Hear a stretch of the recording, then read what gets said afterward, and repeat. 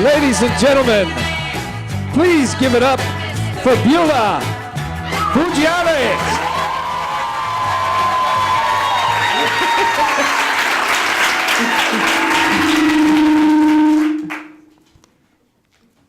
This is a bad, well, go ahead. Okay. Many years ago, when I was in high school, my friend Annie Malonis and I snuck off to go downtown because we wanted to see Frank Sinatra. We lived in South Oakland, and that part of the neighborhood was where so many Greek people lived. The street I lived on was Edith Place.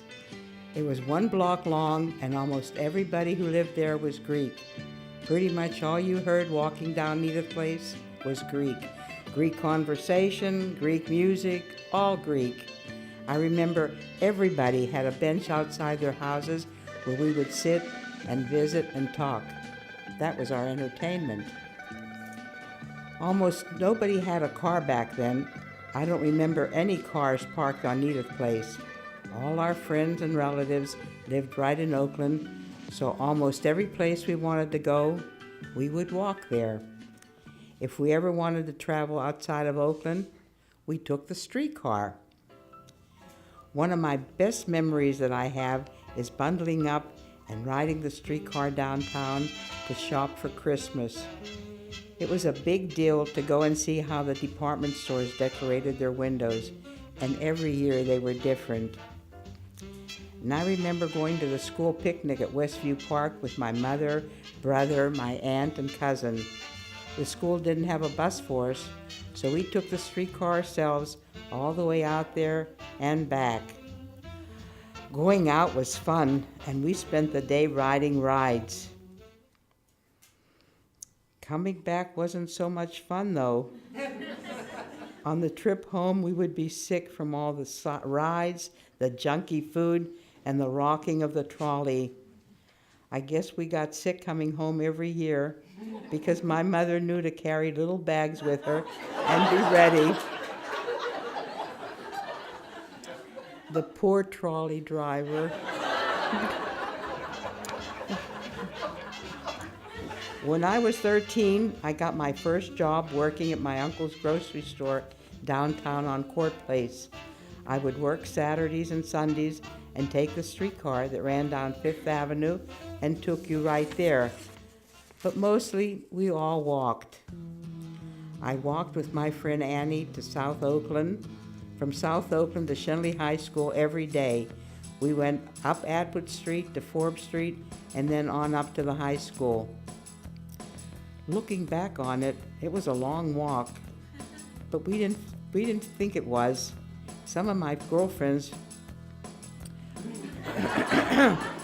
would go together on a cab. If 4 of them got a cab, it only cost them 50 cents. 10 cents each for the ride, and 10 cents for the big tip. But I never did that. I always walked all the way.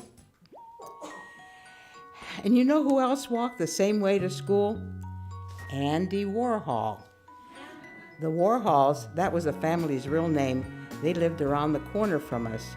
And he was a year younger than me and was in my brother's grade, so he wasn't a part of our crowd. But I remember him walking through Oakland and standing in the hallways at school. He liked to do that. He'd stand on the side of the hallways and watch people. He had all this blonde hair in front of him, his face, and he was always watching people.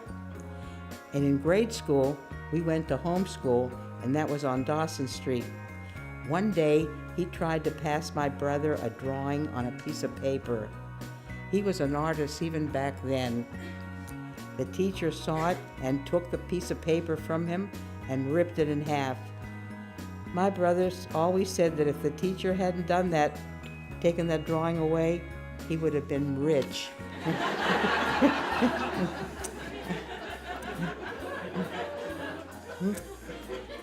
Anyway, to get back to the story, Frank Sinatra was going to be performing at the Penn Theater downtown.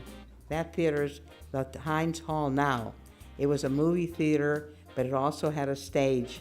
And they would bring all these performers, and like Mickey Rooney, Judy Garland, all the big stars.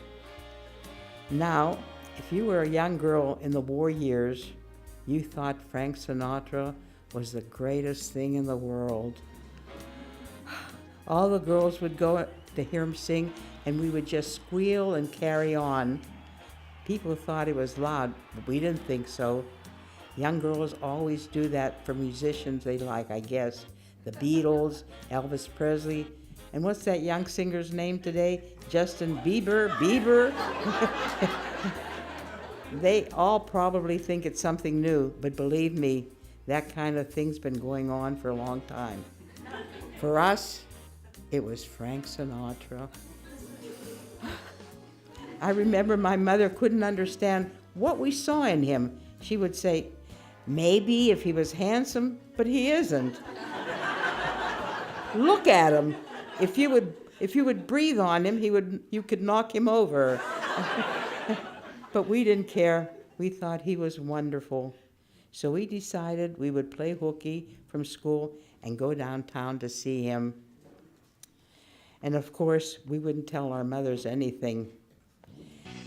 Now, to go from Oakland to town, you had to take 2 streetcars. The local car, we called it the Toonerville Trolley.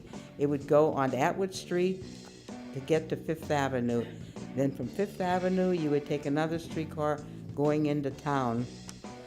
The streetcar then was 3 tokens for a quarter. You could have gone into town for 8 cents and come back for 8 cents. Even though you had to take 2 trolleys, it was still 8 cents because they didn't charge for you for a transfer. Well, we didn't have much money, so we decided instead of paying for the streetcar, we would walk into town and save our car fare. I think the show cost a quarter, maybe 35 cents, and we wanted to have money for lunch. So that morning, instead of going to school, we started walking into town. And we're walking and walking right along the same route that the streetcar takes, because that was the only way we knew.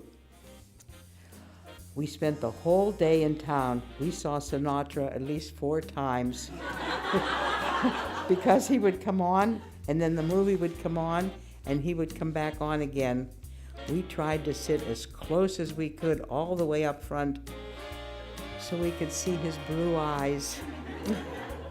He had a little orchestra with him, and he sang so well. It was very exciting. All the girls would scream like crazy. After we saw the movie once, we didn't want to see it again, so we would go down to the lobby and have something to eat, and then come right back up to sit in front to see the next show. During the movie, the lobby was filled with all these girls who had also skipped school to see the show, and we all got to talk to each other. Finally, it was time to come home.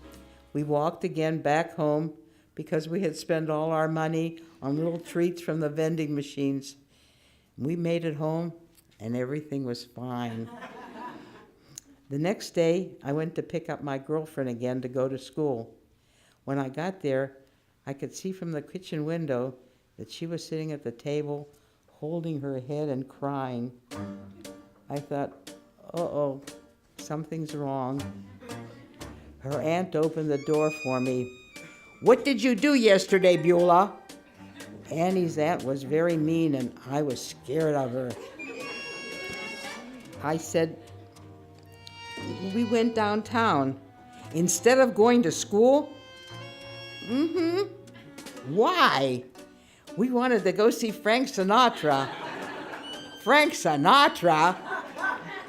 She was a tall woman and just towered over me, and boy, was she mad. I wondered, how did she know we had played hooky? She said, "Uncle Mark caught you. He was on the streetcar going to work and saw you walking into town. Did you think you were going to get away with it? Now you march right home and tell your mother." So that's what I did. I turned around and went back to Edith's place. I got there and told my mother what I had done. And she said, "What are you doing back here?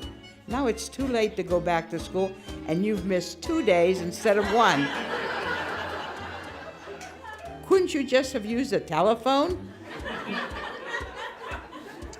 Addie's dad told me to go back home and tell you.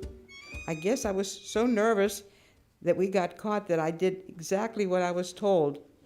My mother was more upset that I had missed that second day than she was over my skipping down to go downtown. And you know, I never played hooky again. Some of my girlfriends did it all the time, but that was the one and only time that I played hooky in my life, and I got caught because of the streetcar and to save 8 cents.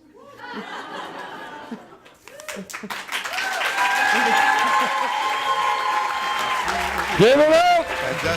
Beulah Mougianis! You came along and everything started into hum. Still, it's a real good yet to come.